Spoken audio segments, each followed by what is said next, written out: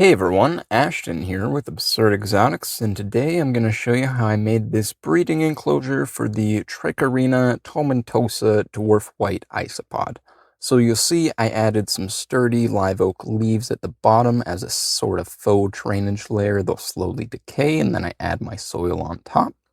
I dig out a little spot on the wet side to add sphagnum moss. That'll keep it moist, make sure no one ever desiccates or has any breathing issues. These are mini oak leaves. They're a little bit thinner.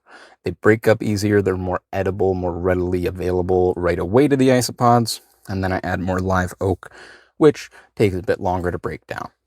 Here I'm adding some extra calcium source. This is just cuttlebone that I'm breaking up, sticking under the substrate and mix it all through. And now comes some hides. These are an elephant ear pod that actually split in half, so I'm using 2 halves of that. Should be nice. A little bit of cork bark is an option for them as well. And lastly, the hollow wood, which is actually from a desert cactus, which is pretty neat.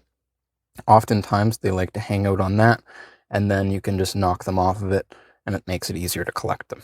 So of course I moisten it down. This is a couple days before I add the isopods, just to make sure the enclosure is perfect and nice and perfectly ready for their new home. So you'll see there, this is actually an older bin with the top ventilation. Now I do side ventilation.